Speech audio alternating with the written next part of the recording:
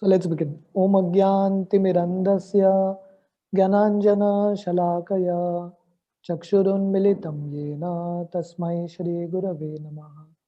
Shri Chaitanya Manobishtam Stapitam Yena Bhutale Swayam Rupa Kadamayyam Dadati Swapadantikam Vandeham Shri Guru Shri Yutaha Padakamalam Shri Gurun Vaishnavamshta Shri Rupam Sagrajatam Sahagana Raghunatanvitam Tam Sajivam Sadvaitam Savadutam Parijana Sahitam Krishna Chaitanya Devam Shri Radha Krishna Padan Sahagana Lalita Shri Vishakhanvitamsta He Krishna Karuna Sindhu Dinabandho Jagatpate Gopesha Gopika Kanta Radha Kanta Namostute Tapta Kanchana Gaurangi Radhe Vrindavaneshwari Rishabhanu Sute Devi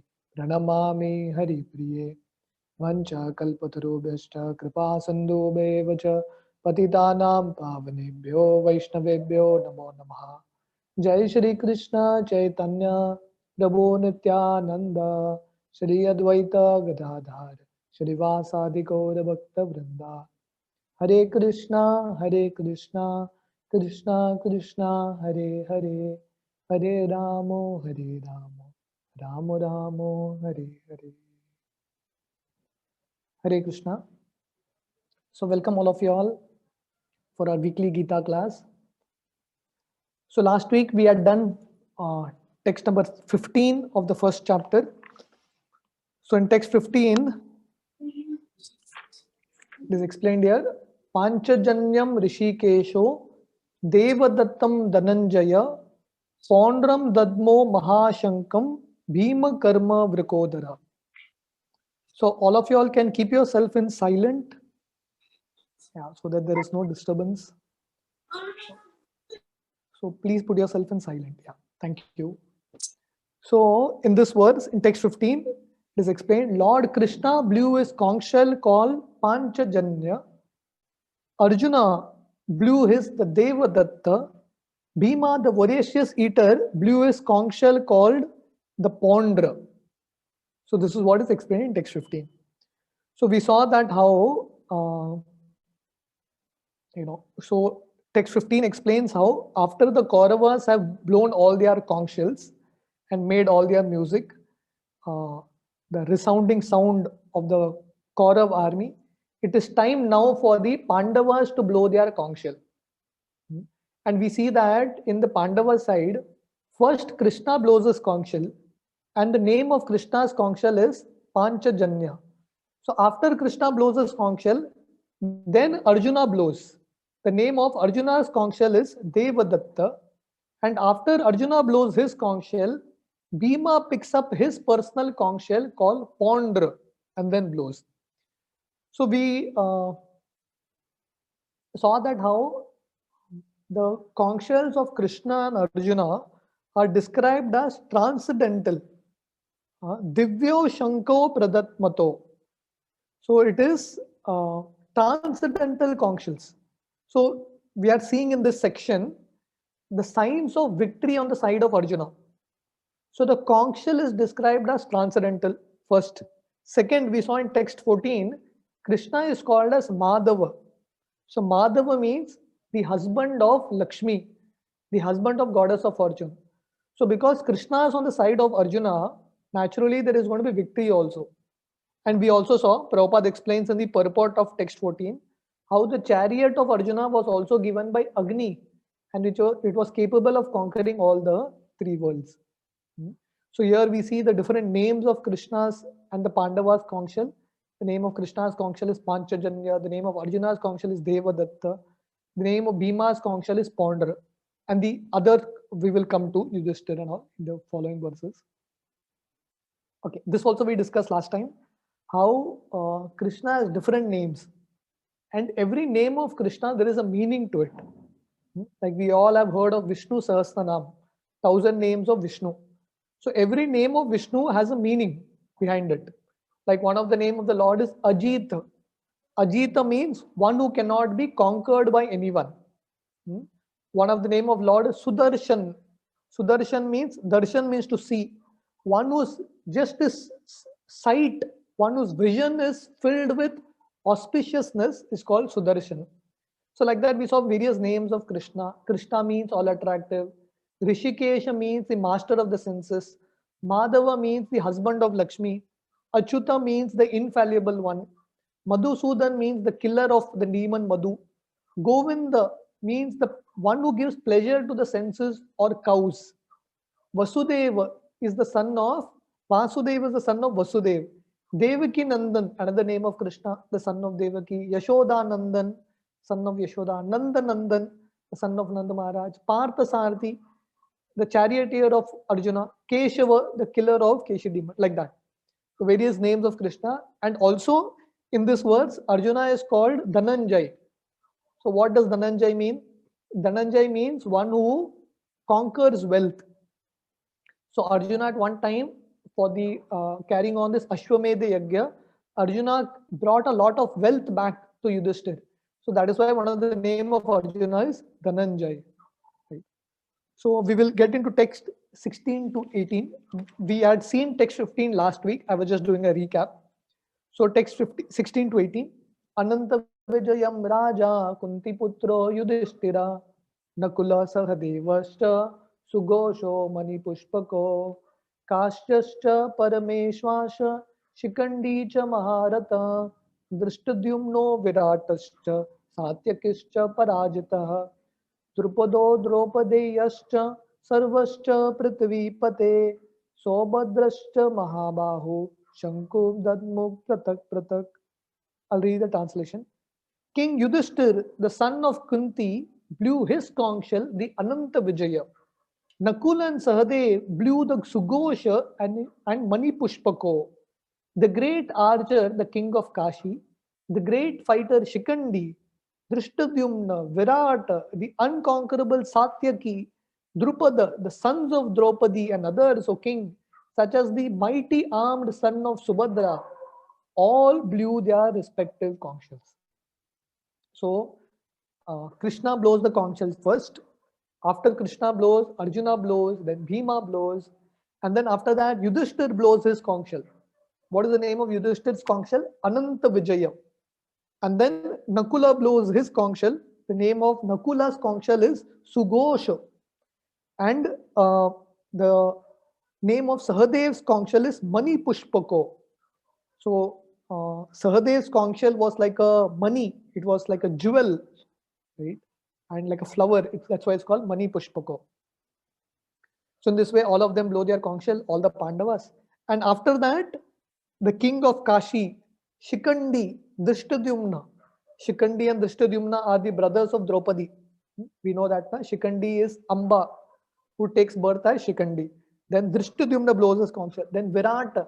Virat is the king where the Pandavas stayed last year, the 13th year of their incognito in the kingdom of Virata.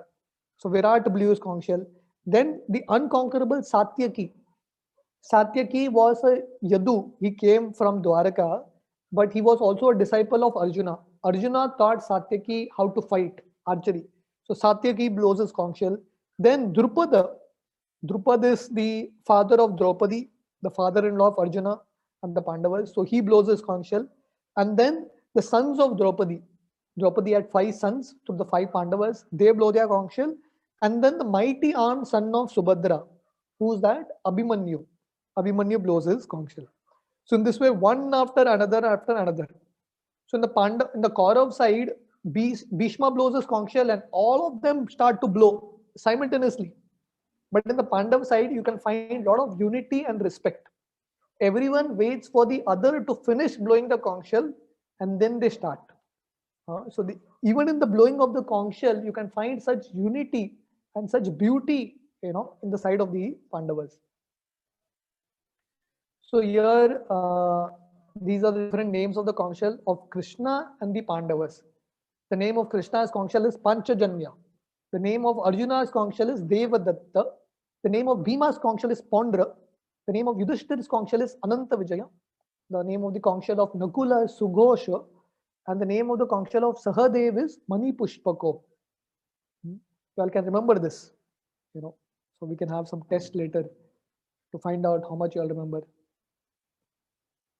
Okay, so this is another sign of the victory of Yudhishthir. The name of Yudhishthir is conch shell. What is the name of Yudhishthir's conch shell? Ananta Vijaya. That means wherever Yudhishthir blows that conch shell, there is going to be unlimited victory on that side. So we are seeing various reasons or various signs of the victory of the Pandavas. So this is the sixth sign of the victory for the Pandavas. Right. So we'll go to the next verse. Text 19. Sagosho datarashranam hridayani vyadarayat nabascha prithvim chaiva tumulo abhyunadadayan. The blowing of the different conch shells became uproarious, vibrating both in the sky and on the earth. It shattered the hearts of the sons of Dhritarashtra. Hridayani vyadarayat. The blowing of the conch shell of the Pandavas was so powerful that just by that blowing, Dhritarashtra's sons, Duryodhana and others, became very fearful. Their hearts were shattered. So we will see that blowing actually shattered the hearts of Dhritarashtra's and sons. So Srila Prabhupada explains in the purport here that when the Kauravas blew their conch shell, Duryodhan and all the others on the Kaurav side blew their conch shell, there is no description that the Pandavas felt fear.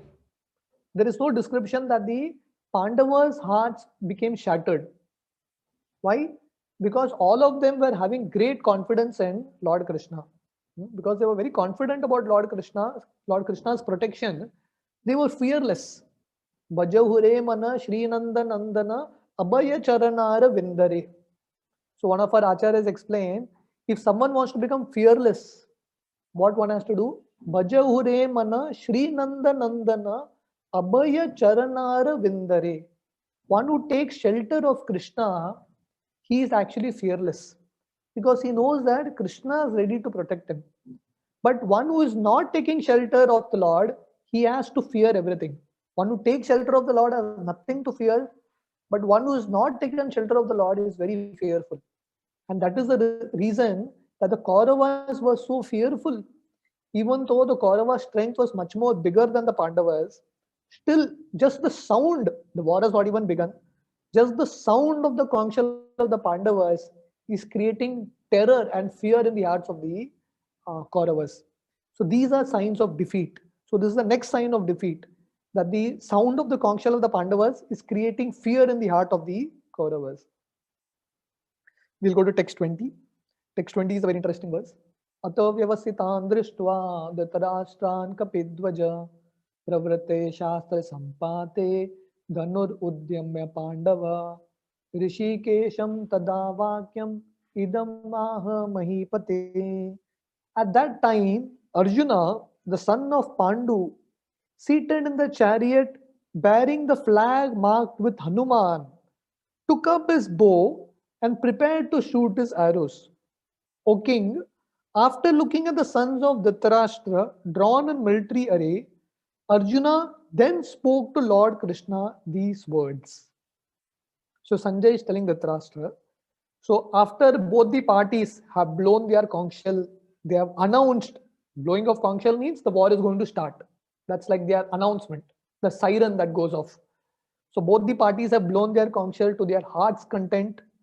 So now Arjuna, who is seated on a chariot, and his chariot is marked with a flag. So I think we discussed this also, that all the warriors on both sides, especially the Maharathas, the powerful warriors, would have their own personal chariot. And on every chariot, there would be like a personal flag with a personal symbol. Everyone had a unique and a personal symbol. Just like you have many parties these days, Aam Aadmi Party, the symbol is a broom, correct?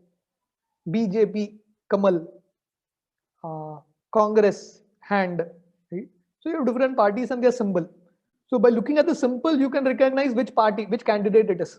When you go to, when you vote, you actually see the symbol of that person also, which party belongs to. Similarly, in the war, every chariot would have a flag. So from far, if someone would see flag of Hanuman, that means Arjuna's chariot. Because from far you can't see Arjuna. What you can see is the flag. By looking at the flag, you can recognize whose chariot it is. So everyone had their own flags. Bhishma had his own flag. If you read Mahabharata, you can actually find out, what were their flags of each of these people. Can you imagine when people say that Mahabharata is like mythology? It never happened. Just see the detail in which the scripture comes. Every person's name is there. Every person's, even the flag on his chariot, that is also mentioned. Such detail. So something interesting here is that the flag of Arjuna had Hanumanji on top of it. Kapi Dwaja. Kapi means monkey. Monkey was there on the flag of Hanuman, on the flag of Arjuna, sorry. And this was not an ordinary monkey. This was Hanuman himself. So this is the seventh sign of the victory of the Pandavas, that Hanuman is there on their side. And mind you, this was just not a painting of a flag, on top of this flag. It was actually Hanumanji there. So before the war of Kurukshetra, when all the Pandavas were in 13 years in exile, towards the end, they all reached the upper portion of the Himalayas. And Arjuna had gone to the heavenly kingdom to acquire other weapons. So that time, Draupadi, as they were in this heavenly region, Draupadi saw a flower. So this was like 1,000-petaled golden lotus coming downstream. Can you imagine a lotus with 1,000 petals, that too golden? So Draupadi, as a woman, she became so attracted. She told Bhima that I want this, right? So just like women, they have all these desires. So Draupadi was anywhere in the forest. I mean, she's a queen. How much a queen can decorate herself. But Draupadi's tragedy in life is that she had to be in the forest. So she desired to Bhima, saying that, Bhima, can you get this flower for me? Probably if there is one flower coming downstream, there'll be many more flowers. Can you go and get? Bhima was always eager to please Draupadi. So Bhima said, 100% I'll do it. So Bhima went on top, and as he was climbing these mountains, on the way, he saw an old monkey lying down. Probably you might have seen this episode in the Mahabharata also, in the TV serials, if you all have seen. So there was this old monkey lying down, and the tail was coming in between. So generally, in our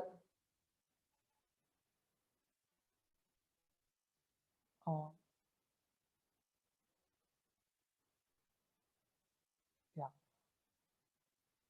So generally in our Vedic scriptures, you don't cross over anyone. You don't cross over. It is considered a sign of disrespect. So Bhima saw that this old monkey was there and this tail was there. And Bhima told this old monkey that, can you remove your tail? The old monkey said, I'm too old. I don't have any power to even remove my tail. Can you remove it for me? You are very young and powerful. So Bhima said, what's the problem? So Bhima tried to lift that tail with his entire force. He couldn't lift it. That time Bhima became humble. So in life, you may be very powerful, but there is always someone who's more powerful than you who will humble you. So Bhima actually became humble, and Bhima understood that this is not an ordinary monkey. And he prayed to this monkey, please tell me who you are. Please reveal to me. And that time Hanumanji told him that I am actually Hanuman, your elder brother. We are both Vayuputra. And that time Bhima prayed to Hanuman because Bhima knew that the war is going to come very soon. Bhima said, Hanumanji, you should be there to bless us. Hanumanji said, yes, I will be on the flag of Arjuna. I will personally be sitting on the flag of Arjuna. And Hanumanji told Bhima, every time you roar, you make a cry sound in the battlefield, I will cry, I will shout along with you. And just by our shouting, we will create terror in the hearts of the Kauravas. So if you would actually read the Mahabharata, Bhima, when he would roar, his roar would be so powerful that elephants would run away, seeing the roar of Bhima, because Hanumanji also would roar along with Bhima. So the point here is this is the seventh sign of the victory of Arjuna, because Hanumanji is personally sitting on the flag of Arjuna. That Hanuman who was the instrumental in bringing victory for Lord Ram in the Ramayana, the same Hanuman is in the flag of Arjuna. That means victory is definitely going to be on the side of the Pandavas. So the lesson is devotees are willing to help in service. So when we perform service to the Lord, we are never alone. Hanumanji and all the great devotees are always with us. So when we are trying to serve God, we should never feel we are alone. Srila Prabhupada, the founder of ISKCON, when he went to the West alone, Prabhupada had this conviction that I am never alone. The entire Guru Parampara is with me, Narad Muni and all the great devotees are there with me to help me. So when we serve Krishna, everyone is ready to support us. Just like Arjuna is trying to serve the Lord, and along with Arjuna, even Hanumanji is willing to help him. So the eighth sign of the victory of the Pandavas is that, just like Hanumanji is there means Lord Ram is also there, because Hanumanji never stays in a place where the Lord is not there. Correct? Hanumanji is a very chaste devotee, loyal devotee of the Lord. So wherever he is there, or wherever the Lord is there, Lord Ram is there, Hanumanji is always there. So that means if Hanumanji is on the flag of Arjun, that means his master, Lord Ram, is also there as Lord Krishna. So Lord Ram is also there as Lord Krishna. And if Lord Ram is there, that means Sita is there. Like tomorrow is Dhanteras, correct? Tomorrow is Lakshmi Pujan. People worship Lakshmi. So people want Lakshmi, but they don't want Narayan. People want Sita, but they don't want Ram. But it doesn't happen like that. Lakshmi or Sita is always a chaste lady. That means wherever her husband is, she will remain. So if you want Lakshmi with you, you first need to bring Narayan in your life. If you have the Lord with you, if you have Lord Ram, Lord Krishna with you, naturally Lakshmi will be there. Naturally fortune will be there. No need of separate endeavor. Lakshmi also will be there, Hanuman also will be there, and victory will be yours. So Srila Prabhupada explains here in the purport that not only Hanuman was on the flag of Arjuna, Krishna was also there, Ram also was there, and Sita was also there. So that's what I was telling you last week also. Just imagine, in one chariot of Arjuna, just see the combination of one chariot. The chariot itself is given by Agni. The Gandiva bow of Arjuna is a very powerful bow given by Agni. Right? That is a very heavy weight. And Krishna is personally present. The Supreme Lord is personally present. And when the Supreme Lord is present, Lord Radha, Sita, Lakshmi, they are also present. Hanumanji is present. Arjuna is present. So just that one chariot of Arjuna, all the powerful forces, the most powerful forces on the world are there. And still Duryodhan thinks that I can win. Oh, this is foolishness. He actually can't see that just in one chariot is the cause of my destruction. What to speak of the other Pandav army? So this is the eighth sign of the victory of Arjuna. So the lesson is that when we become devotees of the Lord, not only the Lord, but all the various avatars also support us. So Srila Prabhupada, when he was traveling to America on the ship, maiden voyage on the ship Jaladuta, so on the way, it was like almost like a 30-day voyage. Can you imagine, if now you have to go to America, it's like a 12-hour voyage, one day and you reach that place. For Srila Prabhupada, it was almost like a month's travel. And when you travel on a ship, for some time it may appear to be very romantic and very fascinating, but it's actually very difficult. The ship keeps tossing up and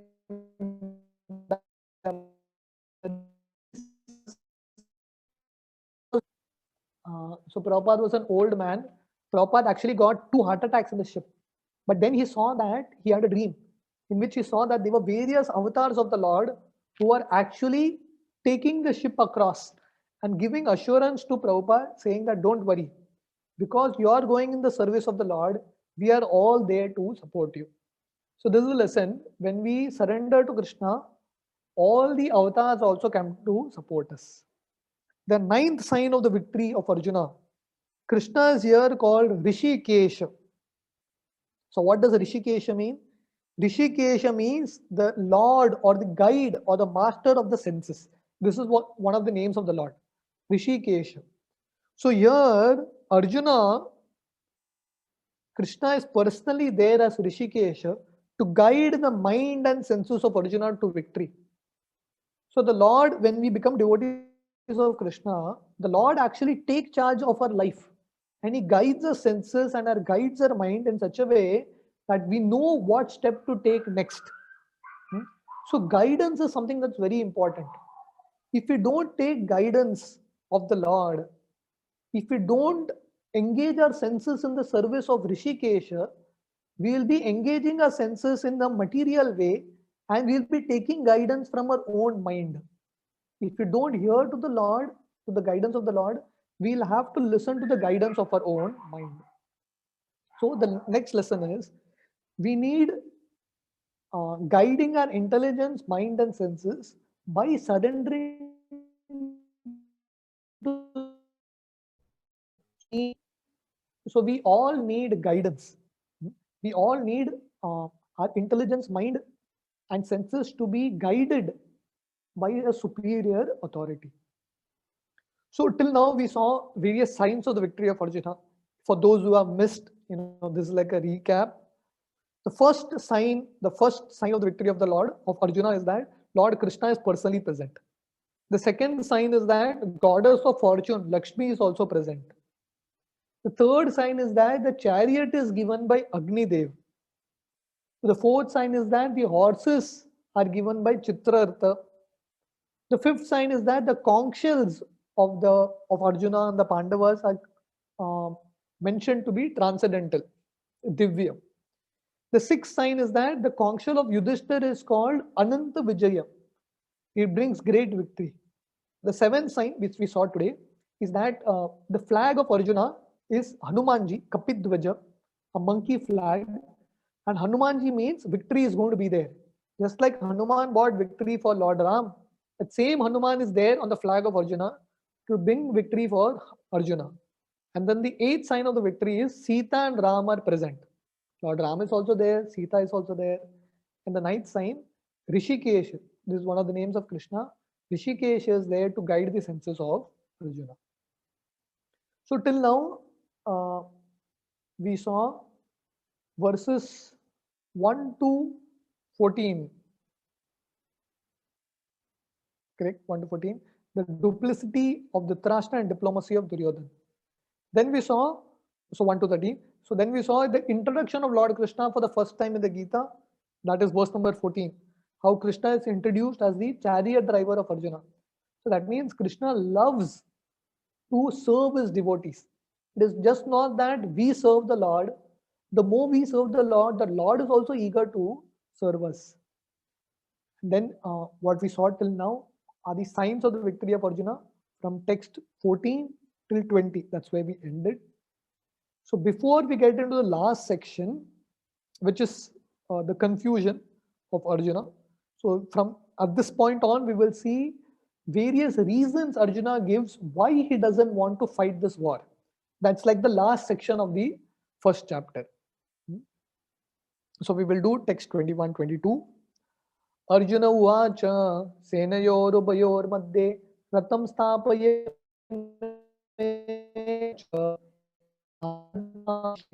yodu kamana vastitam kermaya saha yodavyam asmin rana samudyame. Arjuna said, O infallible one, please draw my chariot between the two armies so that I may see those present here who desire to fight and with whom I must contend in this great trial of arms. So now, the conch shells are blown on both sides, and Arjuna is ready to fight. And suddenly Arjuna tells the Lord, O Lord, Achyuta, Ratam Stapayame Achyuta. O Lord Achyuta, O Lord Krishna, Senayor Ubayor Madhye, please take my chariot between the two armies. Why? Because Yavad ete niriksheham. I want to do nirikshan. I want to see yodu kama navastitam. I want to see people who are eager to fight and with whom I must fight in this great trial of arms, in this war, with whom I must fight. I want to see very closely. So, O Lord Achyuta, O Lord Krishna, please take my chariot in between both the armies. So, this is Arjuna's request. So Arjuna is making a request here to Krishna. So Krishna, even though he's the Supreme Lord, he has now accepted the role of a chariot driver. So as a chariot driver, Krishna has to do his role. So Arjuna is requesting Krishna. Arjuna is like in an awkward situation. He knows Krishna is the Supreme Lord, but the Supreme Lord has taken a humble role. So Arjuna very respectfully gives an order to the Supreme Lord. So this is the beauty of the relationship between Krishna and his devotee Arjuna. So here, one of the names that Arjuna is addressing Krishna is called Achyuta. Achyuta means infallible. Chuta means to fall down. Achyuta means one who never falls down. Correct? Can all of you all keep yourself in silent? Can all of you all keep yourself muted? Yeah. So there are different meanings to the word Achyuta, or different ways in which the word Achyuta can be applied. So Achyuta means, one understanding of Achyuta is one who is infallible in affection. The Supreme Lord Krishna is called Achyuta because he never falls down in his affection for his devotees. So this is the picture that you see on the screen is Krishna trying to protect the life of Arjuna and is taking this chariot wheel to kill Bhishma. So the story goes like this, that in the middle of the war, in one of the days of the war, Duryodhan comes and tells Bhishma that Bhishma, you're not fighting the war very properly. And he uses very harsh words and tells Bhishma that you're still having a lot of soft corner for the Pandavas. So because you're not putting your full heart into it, that's why we are not winning. So Bhishma becomes so angry that Duryodhan is always finding faults in him.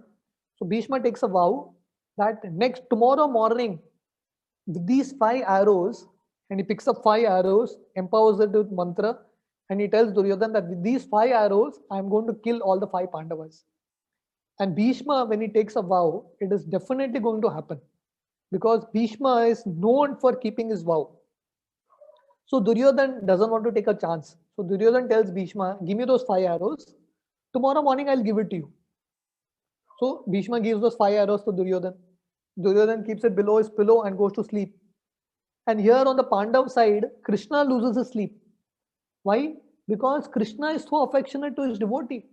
Krishna knows that Bhishma has taken this vow and Krishna is so scared. Krishna loves Arjuna so much. Krishna is thinking, what if Bhishma uses those arrows? My devotees will die. So Krishna loses his sleep. He becomes restless. And Arjuna is telling Krishna, go to sleep. Why are you not sleeping? So Krishna is telling Arjuna, you don't know your life is in threat tomorrow. Arjuna says, no problem. As long as you are there with me, nothing will happen to me. I have 100% faith. So Krishna wakes up Arjuna and tells Arjuna, go to Duryodhan and ask him those 5 arrows. And Krishna reminds Arjuna of a story. During when the Pandavas were in the forest in exile, that time Duryodhan comes to make mockery of the Pandavas, to have fun with the Pandavas. He gets his entire army, Karna and all the other brothers to do picnic, in front of the Pandavas, just to make fun of them. So that time, the Gandharvas, the celestial gods, they catch Duryodhan and they're about to kill him. So that time Yudhishthir tells Arjun that please rescue Duryodhan. So Arjun actually goes and frees Duryodhan and does Duryodhan a favor. So that time Duryodhan tells Arjuna, anytime in future you want anything from me, ask me, I'll give it to you. So Krishna tells Arjuna, now is the time to ask favor. ask Duryodhan those 5 arrows. So Arjuna goes in the middle of the night to the tent of Duryodhan and tells Duryodhan, please give me those 5 arrows. And Duryodhan is shocked. Duryodhan can't believe because this thing was just known between him and Bhishma. No one else knew it. But then Krishna was there to spoil the plan of Duryodhan. So Duryodhan gives the 5 arrows to Arjuna and Arjuna comes back. So next day in the morning, when Bhishma comes to fight, Bhishma is asking Duryodhan, where are the 5 arrows? And Duryodhan mentions the entire episode. And then Bhishma understands that Krishna spoiled my plan. So that time Bhishma decides that I will fight in such a way that Krishna will have to break his vow. So because Bhishma had made a vow that he will kill the 5 Pandavas, and Bhishma can't maintain his vow because Krishna took away the 5 arrows. So Bhishma decides that I will fight in such a way that Krishna will have to break his vow. And what was the vow of Krishna? Krishna vowed that he will never lift a weapon in the war. But on this day, Bhishma fought in such a way that Arjuna was about to die. And Arjuna was not fighting to his heart's content. He was not putting his heart into it. He was still affectionate to Bhishma. So Krishna couldn't tolerate. Krishna knew that Arjuna will die. And because Krishna had such love for Arjuna, Krishna got down from the chariot, as you can see in the scene. Krishna picks up a chariot wheel, empowers it as Sudarshan, and comes to attack Bhishma. Krishna is ready to break his vow, but he is not ready to give up his affection for his devotee. So that is why one of the name of the Lord is Achyut. That means he is infallible in affection. Right? The affection of the Lord for his devotees never fails down. That is why Krishna tells in the Gita, Kaunteya pratijanihi name bhakta pranashyate. O Arjuna, you declare that my devotees will never perish. Because Krishna has great love for his devotees. So Krishna is Bhakta Vatsala. So that is the first meaning of Achyuta. The second meaning, the second reason why Krishna is called Achyuta, because he is infallible in carrying orders. He carries out the orders of his devotees. So here you see Nanda and Yashoda, the parents of Krishna. So Nanda Maharaj would tell Krishna, when Krishna was a small child, he would tell Krishna, Krishna, go and bring my slippers. And Krishna would bring the slippers of Nanda Maharaj. And how he would bring it? Put it on his head and bring. You can see this picture. Because Krishna loves to carry out the order of his devotees. Many times the gopis, the elderly gopis would have fun with Krishna. They would tell Krishna, Krishna, start dancing. And Krishna, they would clap and Krishna would dance. Why? Because this is the life of Krishna. Krishna loves to dance at the beck and call of his devotee. Like here we see in the Kurukshetra, Krishna has become the chariot driver of Arjuna. And Arjuna tells Krishna, Krishna, take the chariot between both the armies. Krishna takes. Arjuna tells Krishna, Krishna, take me to that warrior. Krishna takes. So Krishna is ready to carry out orders of his devotees. So that is why he is infallible in carrying out orders. If a devotee tells him something to do, Krishna will 100% do it. 100%, rest assured. So that's why he is infallible in carrying orders. The third reason why Krishna is called Achyuta is because he is infallible in position regardless of act. Whatever Krishna does, Krishna's status doesn't come down. Here in this picture, you see Krishna is Makhan Chor. Krishna is stealing butter. There you can see a gopi, is watching. She doesn't know Krishna has entered her house and is stealing butter. So generally, a thief loses his status. No one respects a thief. But even though Krishna robs, still the position of Krishna doesn't come down. His position, he doesn't fall down from his position. His position is still the Supreme Lord. He's Makhan Chor, but still God. Krishna is the chariot driver, but still God. Whatever role Krishna takes, whatever position Krishna takes, regardless of the act, his position never comes down. Krishna becomes the messenger for the Pandavas, a Doot. Who is a messenger? A messenger is a peon. You send a peon to give a message. So Krishna becomes a messenger, but his position never comes down. So this is the third meaning of Achyuta, one who is infallible in position regardless of act. The fourth meaning is infallible in position regardless of form.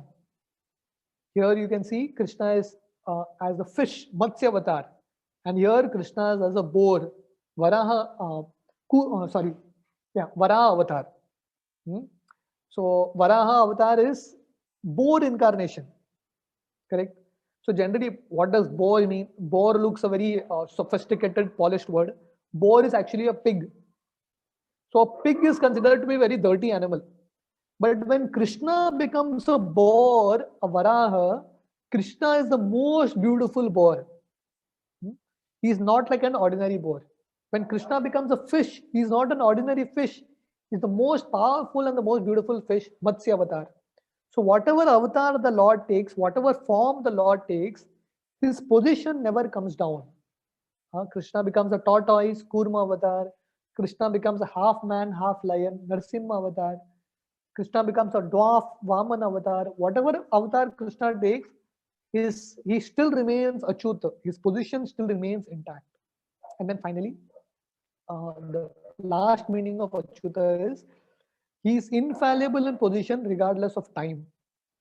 So this is that famous story in Prabhasya Kshetra where that hunter shoots that arrow on the leg of Krishna. So many people have this question, Are Krishna also died now in ordinary way?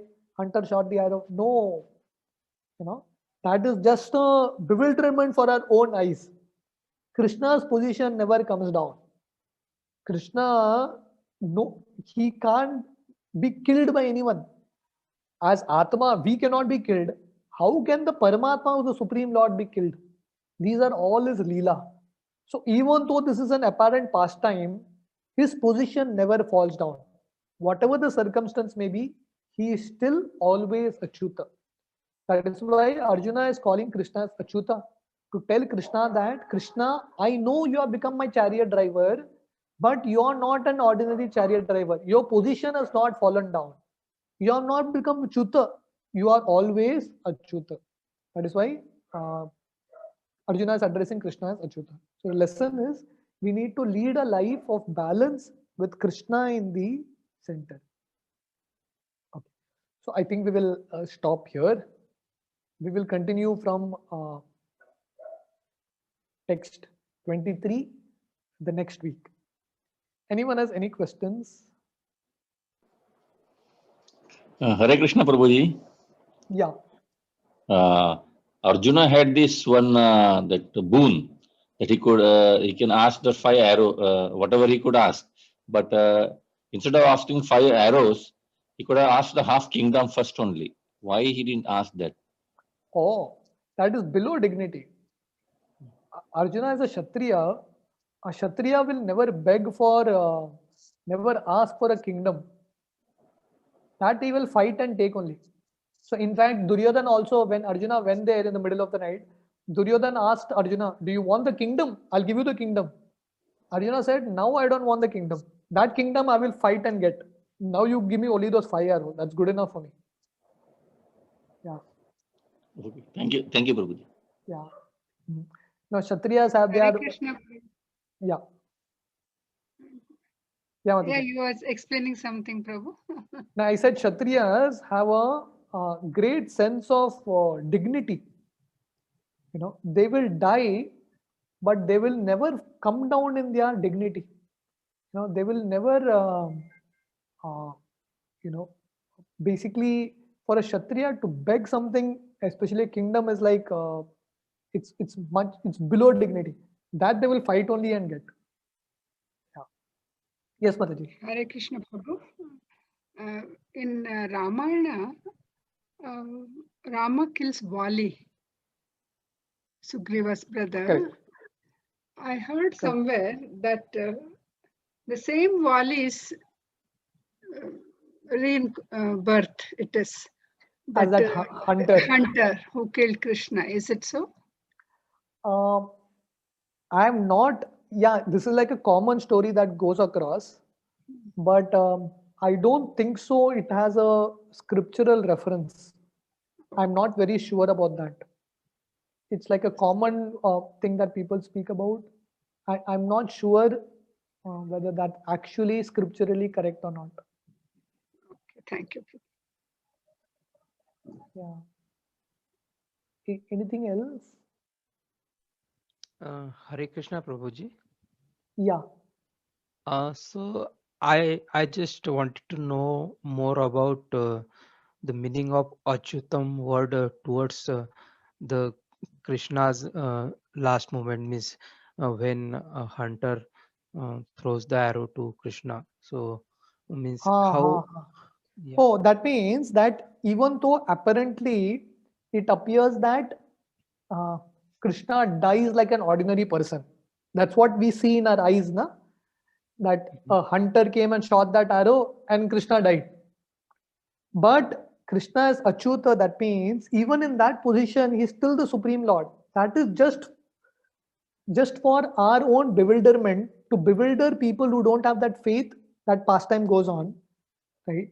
But Krishna's form is eternal. So Krishna in that same body, so generally when someone dies, you leave your body and the soul goes away, correct? But in Right. Krishna's case, even though the arrow hit the feet of Krishna, that arrow was something like a, like a flower that hits. That's how Krishna felt it. So that arrow was not the cause of Krishna ending his pastime. Krishna chose to end his pastime at that time, and that arrow hunter happened to come there. In fact, the Bhagavatam mentions that the hunter actually comes and begs forgiveness from Krishna and says that sorry, I mistook you for a face of a deer and I hit. So Krishna says, no problem, this was my pastime. All right. And Thank you. Krishna in that same body goes back to the spiritual world. Yeah. Okay. Thank you, Prabhuji. Thank you. Any other question in today's discussion?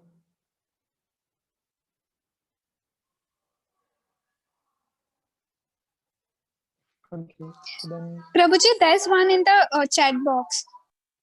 okay. Yeah. Why is Krishna's conch shell called Panchajanya? Is there any significance? Yeah, so no significance. So Krishna's, these are eternal symbols of Krishna. So these names are fixed. Like Krishna's conch shell is called Panchajanya. There is a name for Krishna's bow. I'm not remembering now. Oh, there is a name of Krishna's bow. There is a name. We know the name of Krishna's chakra is Sudarshan. Saranga, The name of Saranga is the bow. Saranga is the bow. Saranga is the bow. Yeah, there is a name of Krishna's Gada also. Anyone knows what is the name of Krishna's Gada? The mace. Kumudini. Kaumudi. Yeah. Kaumudi. Kaumudi is the name of Krishna's Gada, like that. So these are like Krishna's personal instruments, and these are also personalities that Krishna carries along. Yeah. So why the name Panchajanya? I think we have to ask Krishna only. Are all the conch shells blown by Pandava side transcendental? What about Kaurava side conch shell? Yeah.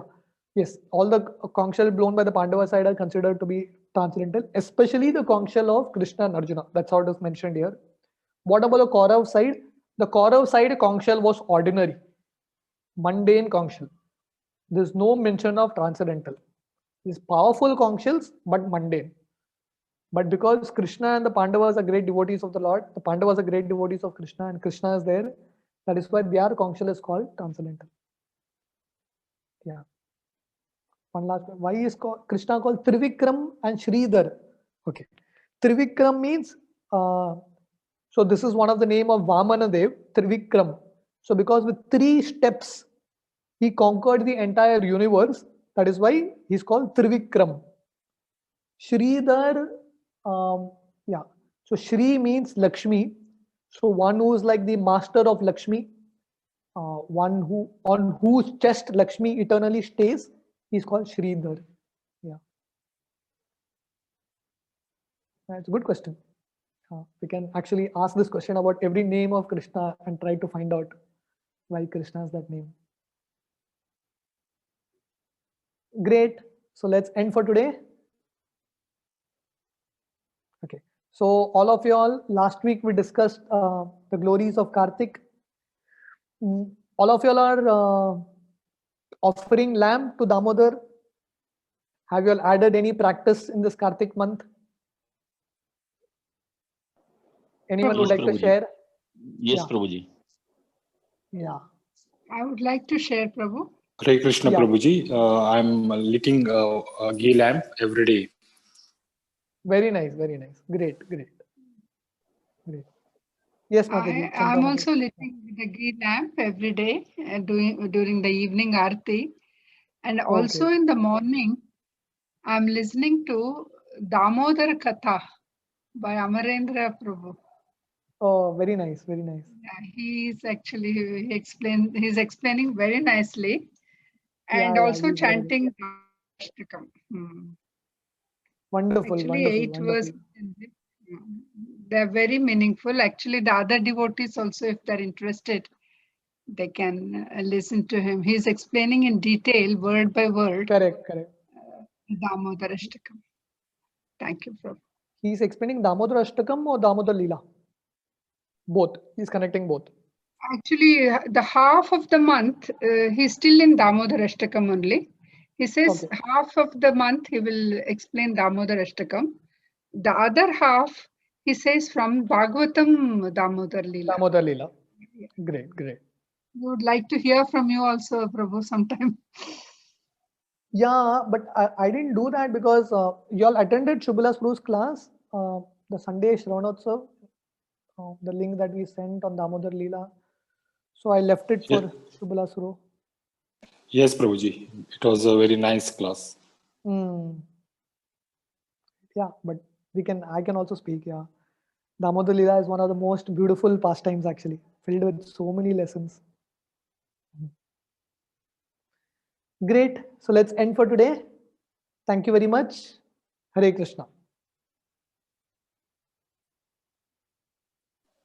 Prabhuji, do we have any prayer on Monday for Govardhan Puja in Asharam? Yeah, that's what we are doing our Govardhan Puja on Sunday after that on 22nd. So Monday, nothing, just our inmate devotees, nothing specific for outside people. Yeah. Okay, thank you. Yeah. Hare Krishna. Hare Krishna.